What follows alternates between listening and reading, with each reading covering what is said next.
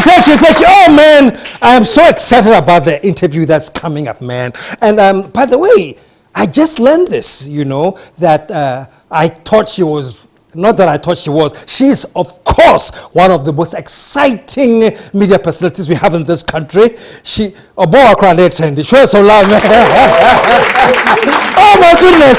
And all I know is media until today. I found out that her background is finance. This woman, her first degree was in marketing and finance, and then just recently, she has come up with her master's in development finance. She'll correct me. But all I know is that she's in the media, she's charming. Nana what ding. Show some love, put your hands together for Nana Abba Alamo.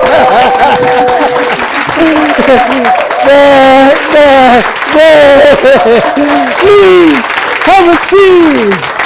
Good to see you. Good to see you too.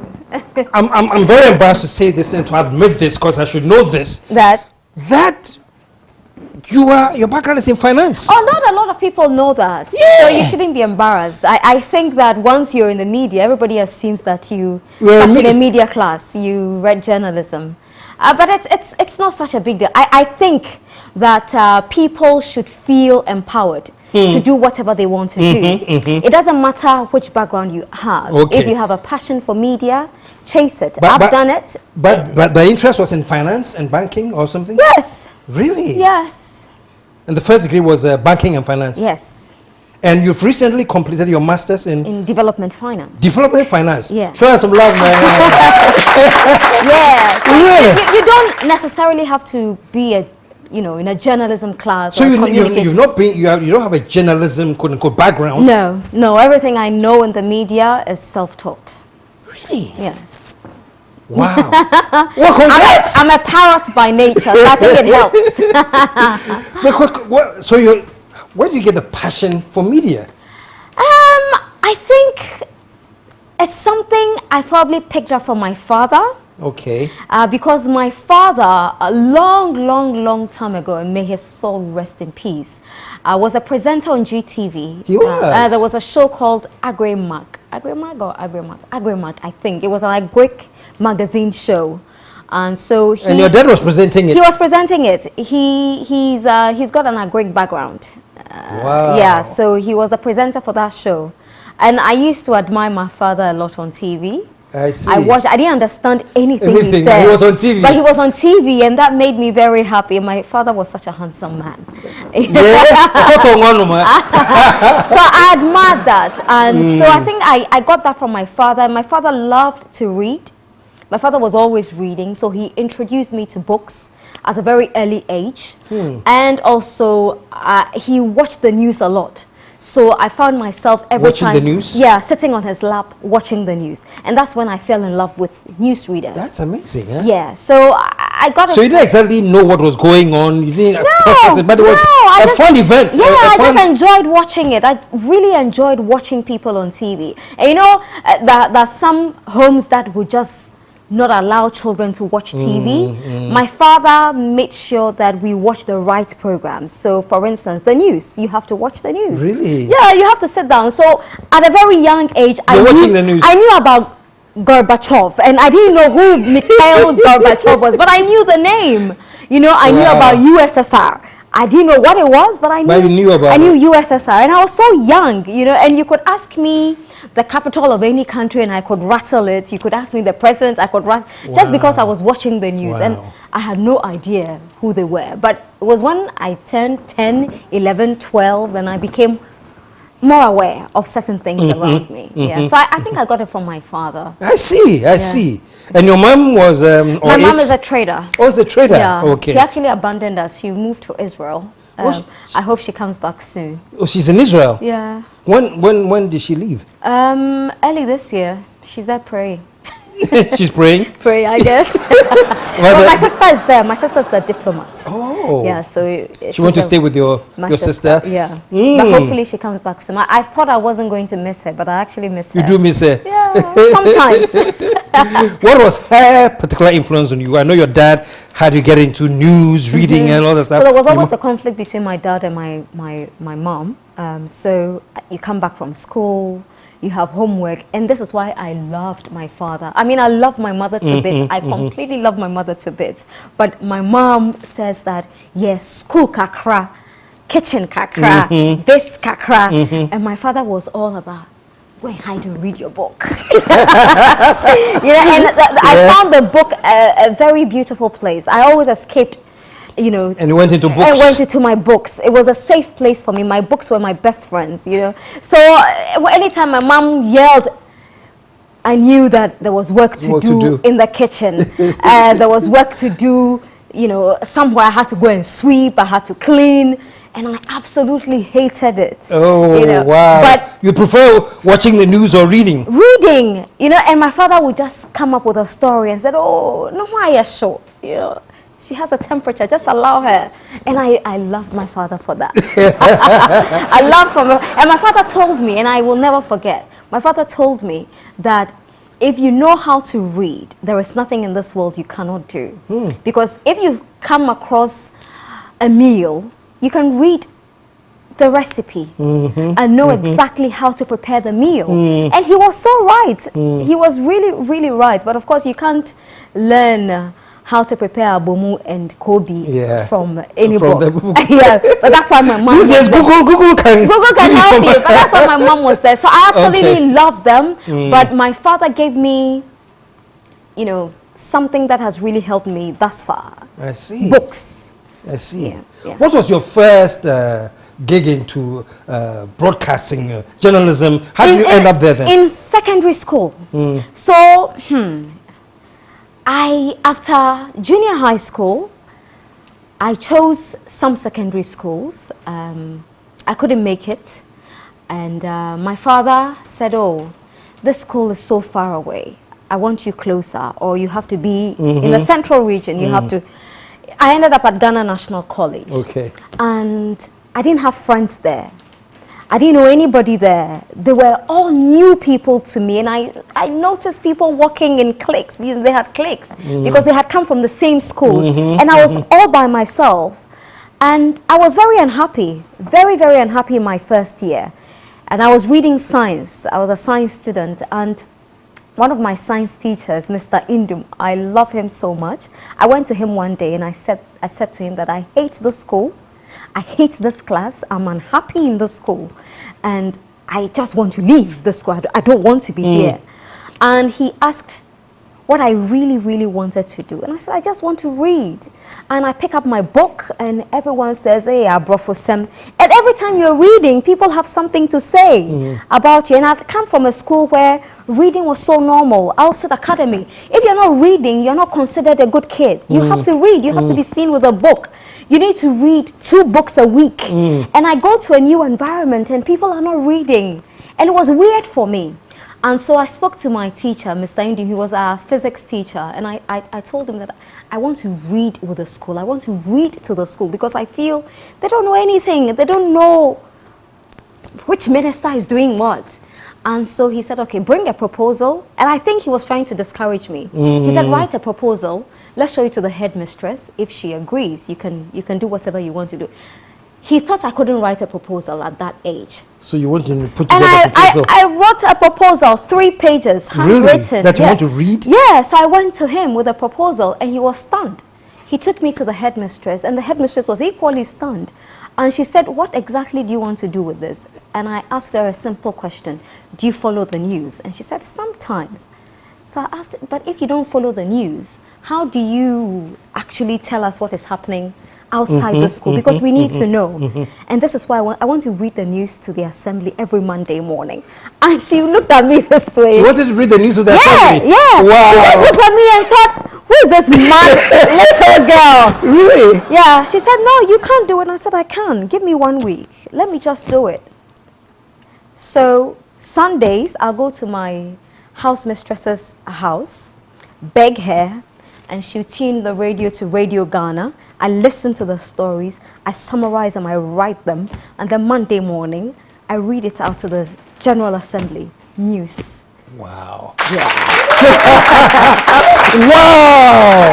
Really? Yeah. Oh, man. Yeah, so I did it for the first 2 weeks, and the students loved it. They really loved it. The feedback was great. And the headmistress thought, okay, I think you should continue. And actually, if you like, get a fan club for it. And that's how I got into. This is amazing. Yeah. This is amazing. Yeah, and that's how I became happy in school. Because I I wasn't happy. Because now you could read to them. Now I could read to them. You became yourself. Yes, and they would ask me questions. You know, I felt like a superstar on campus. You know, they come and ask me, so, you know, the Minister of Education, what exactly does the Minister of Education do? And then I was always happy to tell them. Sometimes I knew sometimes I was exaggerating or telling a bit, some fibs, but I mean, I just felt that I had the authority, you know, to pass on knowledge. And I loved it. Some of them must be watching you now and they go, yeah, we remember. Yeah, sometimes they send me DMs. You know, wow. They're not surprised. They're not, yeah. They're not surprised at all. They're not surprised at all. In fact, my science teacher, Mr. Indrum. Mr. Indrum is around? Yeah, he's around. I haven't seen him in a while. Mr. Indrum, that was you. Yeah. Have you spoken to him lately? That's following up? I haven't spoken to him in a couple of years. Okay. But the last time I spoke to him, it was his birthday. Oh, wow. Yeah, he was so happy to hear from me. I was so happy to talk to him. I mean, I was actually crying because he gave me an opportunity no teacher was ready to give me. Because I had spoken to other teachers and they were all like, what is this ridiculous idea? I was wasting my time, you know. But this man listened to me. He made time for me. He listened to me. Discourage you by saying, write a proposal. He tried to discourage me to say, right, but I brought him the proposal. And he was stunned. He just felt that, okay, I think you can do this. You know. So that's how it started for me. Oh, wow. Yeah. Show us some love, man. A little wonder you are a star now, well, yeah, you're a star. How does it feel, though? I mean, like I introduced you, cry trends. I know. Sometimes it's just burdensome for me. It's really burdensome. I don't know. I feel there are more important things to talk about. For instance, with bloggers, I feel there are so many things in this country that need to be talked about. And they spend too much of their time, 150% of their time, reporting on what others are posting on their social media pages. For instance, you see a blogger post a picture of Jackie Appiah. Jackie Appiah spotted at maybe Kempinski with her friend. Jackie posted the picture herself. So you didn't spot her. I mean, that's laziness. You didn't spot her. But for bloggers, you can do so much with the power that you wield. I think the bloggers in this country have no idea how powerful they are. They just don't know. But they're concentrating so much on celebrities. But they could use their platforms to change so many things in this country because they have a following. People follow them because they feel they're going to report gossip. They're going to tell them who Nanaba is sleeping with. But that does not change anything in this country. Who I sleep with does not affect the price of KNK. But if we were focusing on the things that really matter, if you were going to be a blogger, people can mention in circles and say that because of you, this has changed. Then you pat yourself on the back. So I think our bloggers can still chase the gossip, but they can also do so much more, you know, to complement. Isn't there a catch-22 here somewhere? Because social media, thanks to social media, everybody has a voice now. And it seems as it's all about likes and eyeballs. And if you put anything halfway intelligent, there are very few likes. Throw in Nanaba was spotted, you know, dancing the twerk in boom! I actually disagree. Because, you know, they say that the media is a reflection of the society. The society cannot decide for the media. The media cannot decide for the society either. But the media can shape society in a certain way. So, for instance, and when I was doing my Tramadol series, and I had some very serious conversations, and they were compelling. They would move you to tears. I put it on my page, and I had over 100,000 likes. People found it intriguing. They were shocked. They were stunned that we have people suffering like this in this country. So it's not about the gossip per se. It is what you're feeding the people. If you're feeding them with content that is compelling. So the media has to set the agenda? Yeah, that is our role. The media must set the agenda. And not play into the gallery. This is what they want. Exactly. But that is why, for instance, every TV station is now showing telenovela. Yeah. What makes us think that if we take the telenovela off and we put something more Ghanaian there, yeah, people will not watch? Yeah. They will watch. Our movie industry is suffering, but our TV stations are not helping because we are spending so much money buying content from Mexico, from America, from India, yeah, to show on our network here. Yeah. Meanwhile, what kills me are the tree-speaking Indians, man. That kills me. An Indian woman saying she's going to his own prison. That is shocking. Yeah, that is shocking. Yeah. So we can do so much for this country, but I don't know. I don't know. You're talking about, and I feel the passion about things that we could be doing nationally to set the right agenda. Yeah. And I hear you. I see you trying, not trying. Is this something that was part of you growing up that, because you are very... Yes, I'm very vocal. I'm very vocal. And also I got that from my father. It's that too was from your dad? Yeah, I mean, it's the upbringing we had at home. My father will tell you that if you see something and you don't like it, say it. If somebody does something you don't like it, say it, but be polite about it. And that is how I was brought up.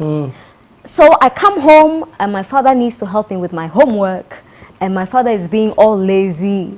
And I will tell my father that you need to sit up. I need to do my homework. Get up and let's do the homework. You know, because my father told me that if you do something and you don't like it, say it. Say it. Yeah. So I will tell my father that, look, get up. If my father is sleeping, I'll wake him up that it's time for us to do homework. It's homework time. Let's do the homework. You taught me. Yeah. Yeah, and he never had a problem with that. I remember one time I was having a conversation with my dad. My father said something and I found it to be very silly. And I said to my dad, that, oh, Dad, you're actually being silly right now. I said it and then I just said, oh, that's my father. How could I say that? And I thought my father was going to get upset. He just looked at me and said that, that was no good. You can't tell your father that, but I like the idea, but never repeat this. And, you know, he cautioned me. And I found that don't be silly from a movie I was watching. I saw a kid telling the father, don't be silly. Yes, I thought I could say it to my father as well, but the settings are different. So my father taught me to be vocal, and everyone in my family is. My sisters are very vocal. My brother is vocal. My son is vocal. That's how I brought my son up. My son is vocal. So for instance, my son will tell me that, look, I am 18 years now. I don't like this. I don't like that. Don't do this. I don't like. Even when he was very young. I remember when he was 12 and I posted his picture somewhere. He said, don't do that again. I don't like it. Yeah. And I have to listen. Well, sometimes I don't always listen to him, but that's how I was brought up. So when I see something and it's wrong, I will say it. Like recently, the NPP released their attack dogs on me for something I said. And I don't know why in 2019, political communicators still think that calling a woman a shawo would gag her in any way. Maybe it would gag other women, but definitely not me. You. I mean, a shawo is an overused insult. And I expect people to be creative. If you're insulting, be creative. Don't go to ancient times and bring ancient insults. I mean, a shawo would not gag me. Somebody said, oh, I'm bringing up a bastard. And they thought that would actually shut me up. You've been through a lot of that. Yeah. Is there any time that you want to say something but you have stopped yourself because you didn't want what the fallback would be? No, never. Never. I have a very thick skin. And the truth is that I think, and especially with this NPP issue, the communicators on Twitter, on Instagram, they follow me. I noticed that they didn't even have the balls to tag me. So the followers will say, oh, Nana, but this person has said this. And I'll go to them and say, why didn't you tag me? If you're a man, tag me and tell me that I'm a shawo. Because I stand by what I said about the NDC and the NPP. There is no way that I will apologize for the comments I made. I will never take them back. I stand by them. I think the NDC and the NPP are the bane of this country. They are the reason we are where we are. We need to be demanding more from them. We are not seeking accountability from them, and they're taking us for granted. They're taking us for a ride, and I stand by my comments, and I will never take them back. Just a love, man. Take them back. Unfortunately, what we have right now is NDC and NPP. And people were asking me, but if it's not NDC and NPP, who do we vote for? We need a third force. Not necessarily a third force. But if we were demanding more from the NDC and the NPP, they will set up. Okay, great. And let's pause just for a cause. We'll come right back. I'm going to take it from if we were demanding. Right. Stick around. We will be right back. Folks, don't move anywhere. We'll be right back.